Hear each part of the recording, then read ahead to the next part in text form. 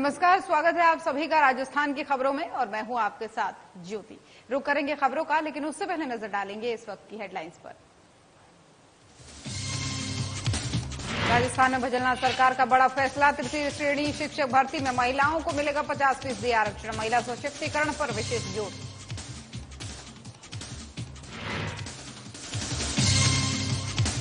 जयपुर स्थित बीजेपी दफ्तर में प्रदेश अध्यक्ष सीपी जोशी ने बुलाई बैठक, लोकसभा चुनाव में हुई हार को लेकर समीक्षा, पदाधिकारी के साथ लोकसभा प्रत्याशी भी शामिल। राजस्थान में परिसीमन को लेकर दिशा निर्देश जारी, 40 जिलों में भजनलाल सरकार ने जारी किया निर्देश, कलेक्टर को वार्डों के परिसीमन शुरू करने को कहा।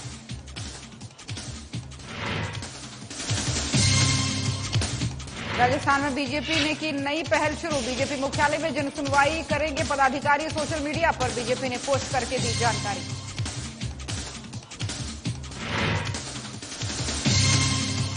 राजस्थान में 20 जून के बाद शुरू होगा प्री मानसून, मानसून की रफ्तार बढ़ने से प्रदेश में झमाझम बारिश की संभावना, आईएमडी ने दी विस्तृत जानकारी।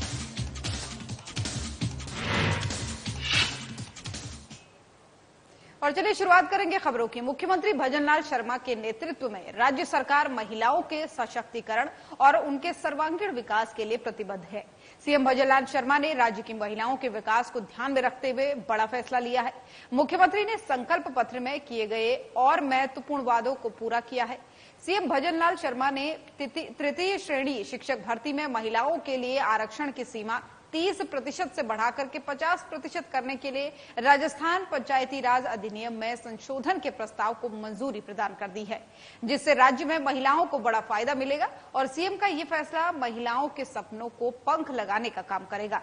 कहने का मतलब ये है कि राज्य में महिला सशक्तिकरण की दिशा में ये फैसला आगे चलकर के मील का पत्थर साबित होगा। इससे ज्यादा महिलाएं आत्मनिर्भर बन पाएंगी, उन्हें रोजगार के अधिक अवसर मिलेंगे और वे आत्मनिर्भर होकर के और सशक्त बन सकेंगी।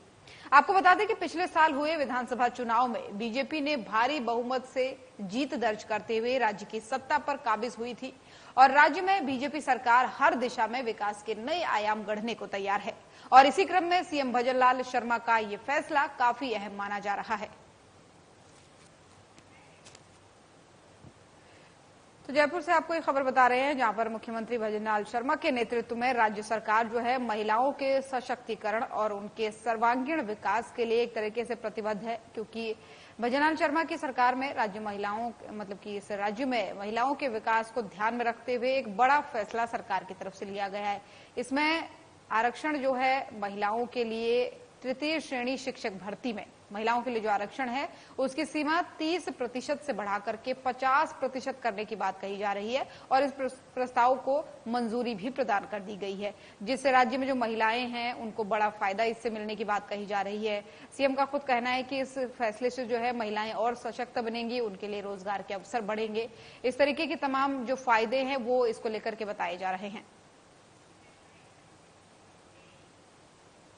और राजस्थान में भारतीय जनता पार्टी का मिशन 25 फेल होने के बाद से ही नेताओं में खलबली मची हुई है। कुछ ही दिन पहले मुख्यमंत्री भजनलाल शर्मा खुद दिल्ली जाकर के पार्टी हाईकमान को 11 लोकसभा सीटों पर मिली हार के कारणों वाली रिपोर्ट सौंपकर आए थे।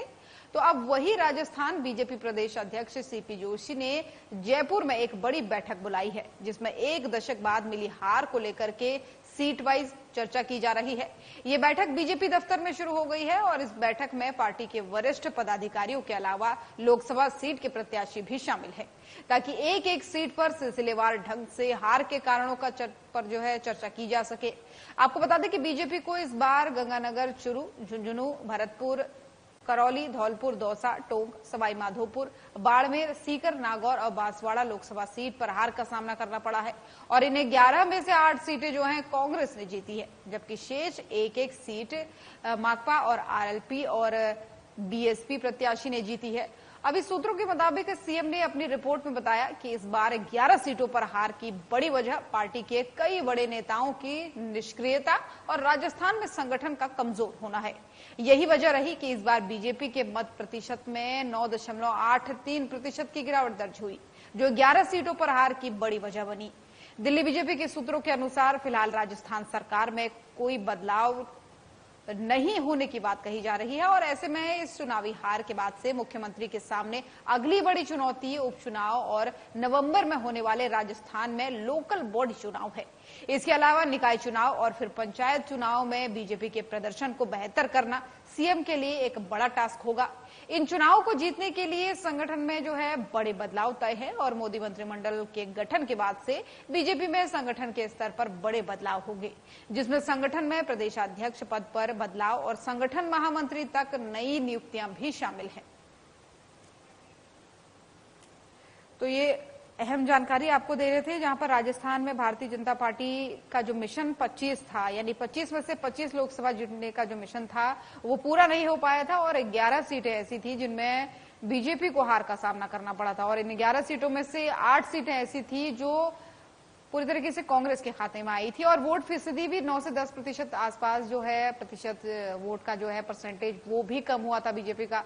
तो ऐसे में अब राजस्थान सरकार के सामने एक बड़ा चैलेंज होगा, क्योंकि बीते दिनों हार की रिपोर्ट भी सौंपी गई थी कि कहां पर क्या कमी है और इसको लेकर के सिलसिलेवार एक एक सीट पर चर्चा की गई थी। और ऐसे में अब ये भी कहा जा रहा है कि आने वाले समय में, क्योंकि लोकल बॉडी चुनाव है, पंचायती चुनाव है, इसके लिए सीएम के लिए एक बड़ा टास्क रहने वाला है और अब सभी रणनीति के तहत जो है इन सभी पर काम किया जाएगा, क्योंकि इस बार मिशन 25 फेल हो गया। लेकिन आने वाली जो अलग अलग तरीके के चुनाव है, चाहे पंचायती राज चुनाव कहे चाहे लोकल बॉडी इलेक्शन कहे, उसको लेकर के एक बड़ा टास्क है और उस पर अच्छी परसेंटेज को ऊपर बढ़ाना एक तरीके से बड़ी जिम्मेदारी यहां पर मुख्यमंत्री की होने वाली है।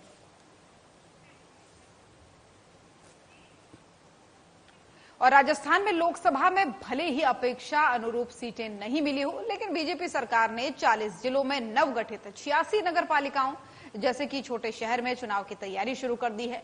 स्वायत्त शासन विभाग ने संबंधित सभी कलेक्टरों को वार्डों के परिसीमन शुरू करने के लिए कहा गया है।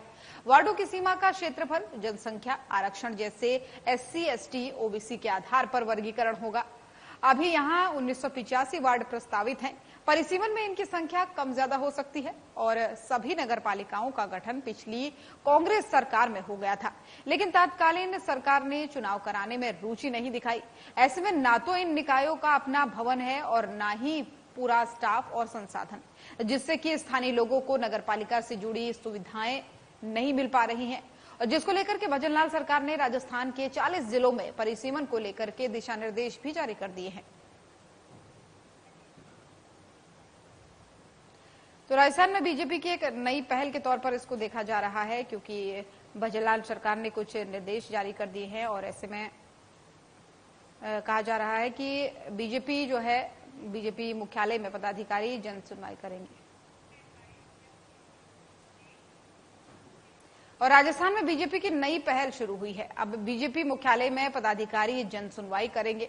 वहीं राजस्थान बीजेपी प्रदेश कार्यालय में जन सुनवाई में प्रदेश के मंत्री भी अगले सप्ताह से जुड़ जाएंगे। मंत्रियों के साथ संगठन के बड़े पदाधिकारी भी बैठेंगे और संभवतया सुनवाई के दिन सोमवार से गुरुवार तक तय किए जा रहे हैं। और इस संबंध में बीजेपी प्रदेश अध्यक्ष CP जोशी और मुख्यमंत्री भजनलाल शर्मा के बीच मंत्रणा होगी, जिसके बाद से शेड्यूल फाइनल किया जाएगा। अनौपचारिक संदेश जारी कर परिवादों के निस्तारण और मॉनिटरिंग के लिए मुख्यमंत्री विशेषाधिकारी भी नियुक्त करेंगे। तो वहीं मंत्रियों के पास अनौपचारिक रूप से संदेश पहुंच गया है कि वे सप्ताह में एक दिन प्रदेश कार्यालय में 2 घंटे मौजूद रहेंगे। आमजन की समस्याओं को दूर करने के लिए गुरुवार को बीजेपी प्रदेश अध्यक्ष CP जोशी के निर्देश पर बीजेपी पदाधिकारियों ने प्रदेश बीजेपी कार्यालय पर जन सुनवाई कार्य शुरू किया है और राजस्थान बीजेपी ने अपने सोशल मीडिया प्लेटफॉर्म पर पोस्ट कर इसकी जानकारी भी दे दी है।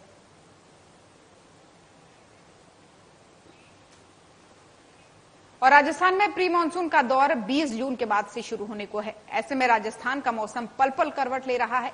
कहीं लोग गर्मी से परेशान हैं तो कई जगहों पर आंधी बारिश से तापमान कंट्रोल में है। शुक्रवार को अलवर में धूल भरी आंधी चली, जिसके बाद से शाम को लोग बारिश का आनंद लेते नजर आए। IMD की ताजा अपडेट के मुताबिक पिछले 24 घंटे में राजस्थान में कई जगहों का तापमान सामान्य बना रहा। वहीं गुरुवार को जो है अलवर समेत पूर्वी राजस्थान के कई हिस्सों में आंधी के साथ ही बारिश हुई, जिसके बाद से मौसम सुहाना बना रहा। लेकिन पश्चिमी राजस्थान में इसके विपरीत मौसम शुष्क रहा और आईएमडी के मुताबिक पिछले 24 घंटे में राज्य में सर्वाधिक अधिकतम तापमान श्रीगंगानगर में 45.2 डिग्री सेल्सियस दर्ज किया गया और सर्वाधिक बारिश और 19 मिलीमीटर बहरोड अलवर में दर्ज की गई। यहां शाम को धूल भरी आंधी चलने से अंधेरा छा गया। वहीं गौरतलब है कि प्रदेश में प्री मानसून धीमी रफ्तार से प्रवेश कर चुका है, लेकिन ये कई जगहों पर फिलहाल कमजोर है। आईएमडी के मुताबिक जो है राजस्थान में प्री मानसून की रफ्तार 20 जून के बाद से बढ़ जाएगी, जिसके बाद से राजस्थान के कई जिलों में झमाझम बारिश की संभावना जताई गई है। तो मौसम को लेकर के ये अपडेट आपको बता रहे थे। प्री मानसून की शुरुआत एक तरीके से राजस्थान में ये मानी जा रही है, क्योंकि कई जिलों पर कई जगहों में भले ही तापमान बहुत हाई है, लेकिन कुछ जगहों पर प्री मानसून वाली बारिश भी देखने को मिल रही है। जैसा कि तस्वीरों में आप देख रहे हैं, जयपुर शहर की ये तस्वीरें हैं, जहां पर बताया जा रहा है कि 20 जून के बाद यहाँ पर प्री मानसून शुरू होगा। ऐसे में आईएमडी ने जानकारी दी है कि प्रदेश में मौसम अब पल पल करवट ले रहा है और प्रदेश में कई जगहों पर बारिश की संभावना आने वाले कुछ दिनों में बताई गई है, लेकिन कुछ जगहें ऐसी हैं जहां पर अभी भी 45 के पार जो है तापमान दर्ज किया गया है, जैसे कि श्रीगंगानगर इनमें से एक जगह पर है।